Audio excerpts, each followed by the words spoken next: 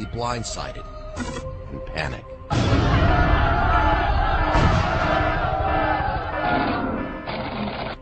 It could happen at any time with the right trigger. It could happen on any ordinary day on Wall Street, even a day like today. The Dow, NASDAQ, and S&P 500 are all up. Gold and silver are at all-time highs, and U.S. unemployment is officially at 11%. The U.S. dollar is in decline. The Federal Reserve prepares to do its quantitative easing trick at the Wednesday bond auction, pushing the dollar down even more.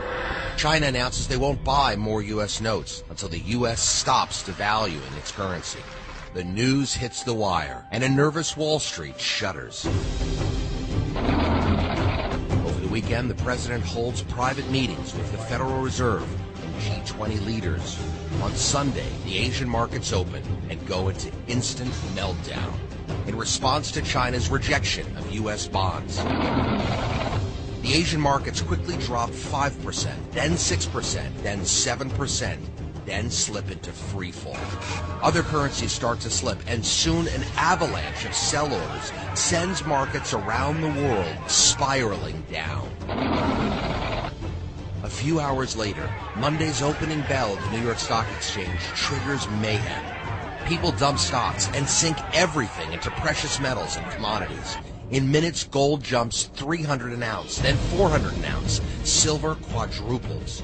Everyone wants to sell, but no one has any liquidity except China and the Middle East. European countries raise interest rates by 3 or 4% to attract buyers, but there are few takers. Unprecedented competition for the remaining global liquidity forces volatile markets down even further.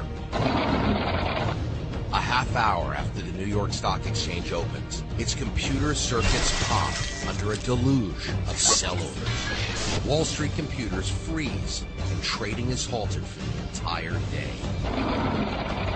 Tuesday morning still sees circuits jammed with sell orders, and the New York Stock Exchange is unable to open. With no buyers, the market is dead.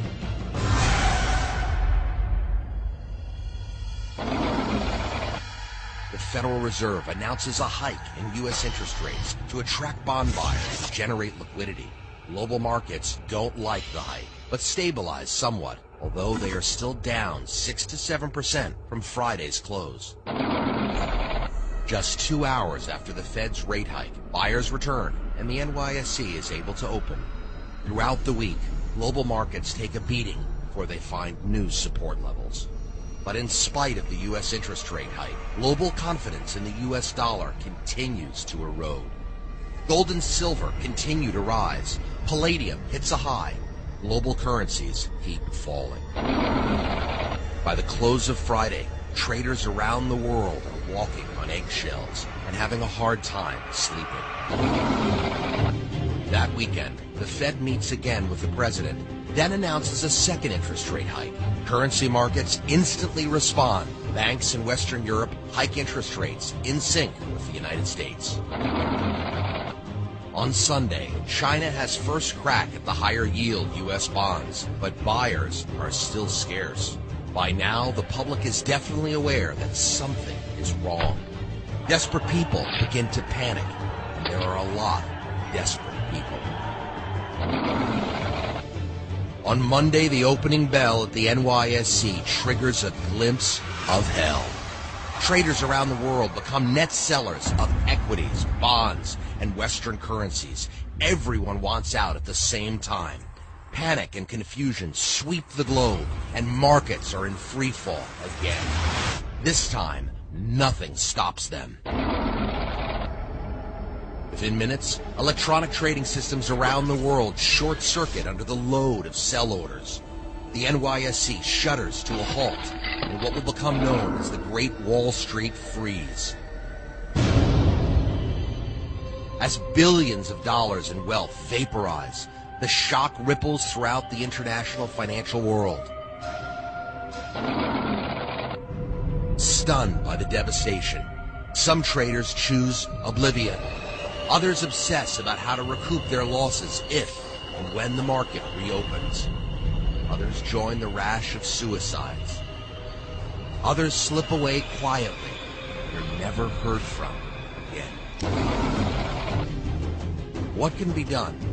World markets need a solution fast to get going again. The solution will look like nothing we've seen before. In an emergency meeting, the International Monetary Fund and G20 leaders conclude that the quickest way to jumpstart the paralyzed markets is to restructure all westernized debt in one fell swoop, set new international lending policies, and issue a global common currency. A spokeswoman for the IMF G20 coalition announces that all the global governments are aligned on a solution and have everything under control. There is no need to panic. Of course, panic sweeps the globe, and we see a massive social breakdown. Over the next 24 hours, most nations activate their police and militia to quell scared and angry rioters. People empty their ATMs and food stores, loot gun shops, and run banks into the ground. The damage to life and property becomes staggering. Just 9 days after the Great Wall Street Freeze, militia and police around the world managed to quell the riots, and governments began to tally the damage. In the United States, thousands are killed and injured, and property damage is in the many billions. 14 days following the bond auction that triggered the crash of the U.S. dollar, every major exchange has lost vast value, and some of the smaller exchanges are completely flattened. The financial world is in shock. But elsewhere, the fisherman still fishes, and the farmer still hoes his fields, and the baker still bakes his bread. After nearly 2 weeks of intense meetings, the IMF G20 coalition hammers out the solution. They announce the formation of a temporary global unification exchange system, or GES, to oversee a restructuring of the international economy.